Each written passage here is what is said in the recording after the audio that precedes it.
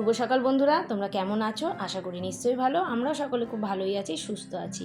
যারা যেখান থেকে আমার ভিডিও দেখছো তারাও নিশ্চয়ই খুব ভালোই আছো। সকালবেলা বিছনা ঝাড়া থেকে ভিডিওটা আমি শুরু করলাম। এত গরম পড়েছে না, সেই কারণে কালকে ওই ঘরে শুয়েছিলাম সকলে মিলে। এসি আছে ওই ঘরে, সেই কারণে এসির হাওয়া আমার খুব একটা সহ্য হয় না, কিন্তু কিছু করার নেই। একদিক বাঁচাতে গেলে তো একদিক করতেই হবে, তাই না?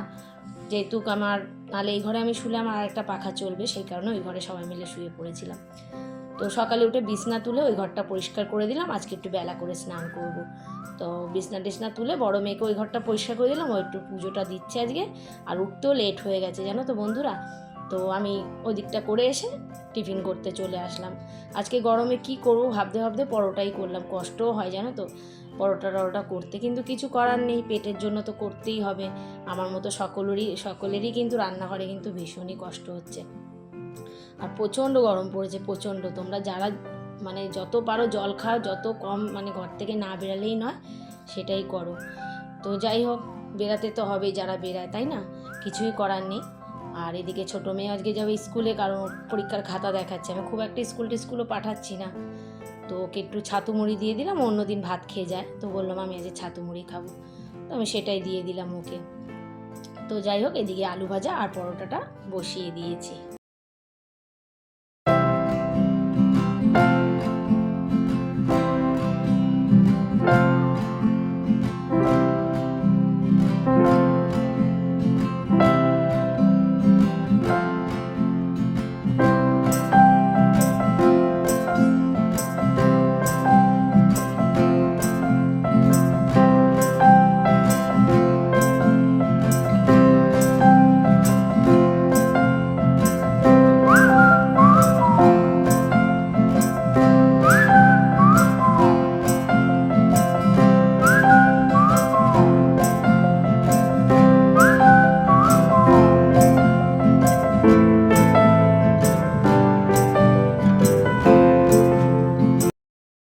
ব্যাস, ছোটো মেয়েকে টিফিন গুছিয়ে স্কুলে বের করে দিলাম। প্রদীপেরটা একবারে গুছিয়ে দিয়েছি।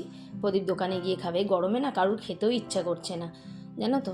যাই হোক, চলো বন্ধুরা, আমি দু একজনের কমেন্ট পড়ে নিই। অ্যাকচুয়ালি আমি কমেন্টগুলো লিখে নিয়ে বসলে আমার খুব সুবিধা হতো বলতে।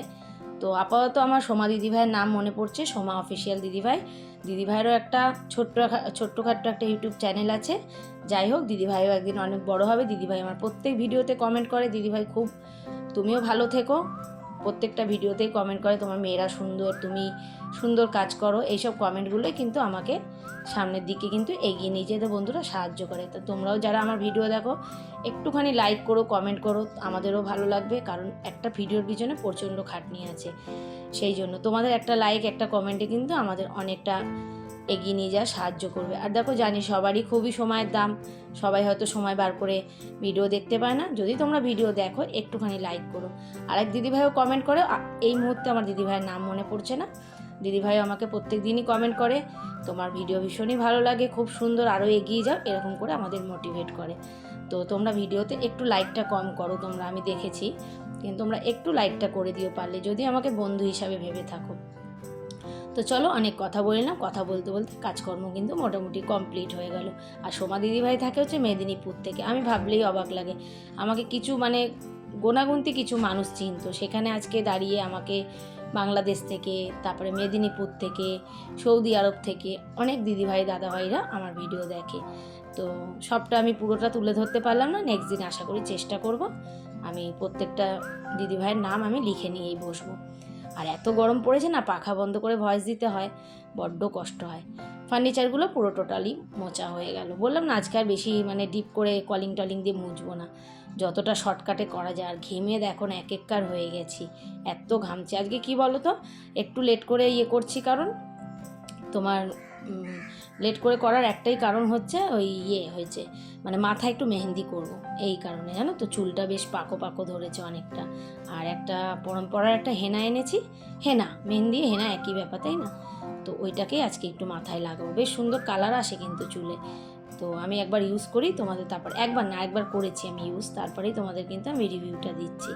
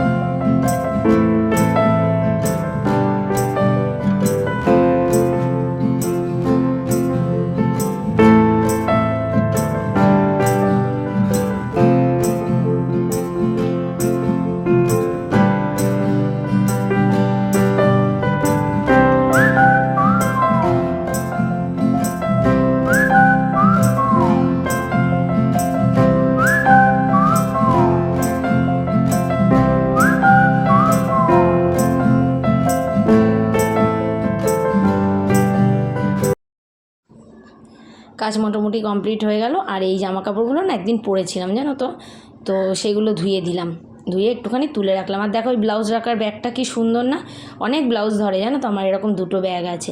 তবে ব্লাউজের সংখ্যা না অনেক বেড়েছে জানো তো আরও ব্লাউজ কিনবো। আর দেখছো যেগুলো ঢোকালাম সেগুলো কিন্তু আমি আবার মেয়ের যেহেতু আগের দিন বিয়েতে গেলাম, বন্ধুর বিয়েতে, এগুলোই আবার আমি বউ ভাতে পরেছিলাম জানো তো, আগে একবার পরেছিলাম ধুয়ে দিলাম, তো ভাবছিলাম পরবো না, আবার এইটাই পরেছি। কাজ সেরে চলে আসলাম, আজকে একটু লেট হয়ে গেছে পায়রাদের খাবার দিতে। আগের দিন যেন খাবার দিয়েছিলাম, ওরা খায়নি, কারণ গরমে না খাবার খেতে পারিনি।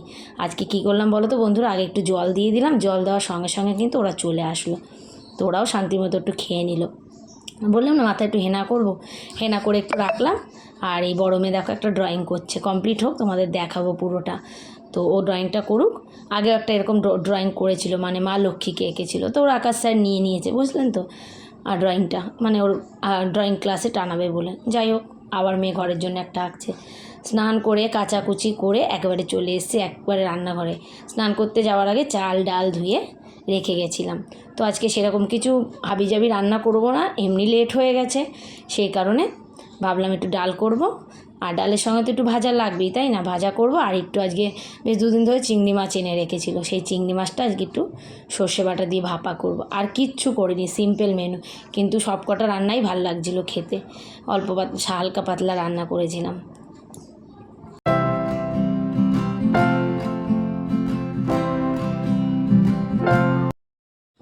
আগের দিন রাত্রে যখন এসিটা চালিয়েছি না, খুব একটা ঠান্ডা হচ্ছিল না, তা যাই হোক প্রদীপ একটা এসি সার্ভিসের লোককে ডেকেছে, তো উনি একটু এসিটা সার্ভিস করে দিচ্ছে, কারণ অনেক দিন সার্ভিসও করা হয়নি।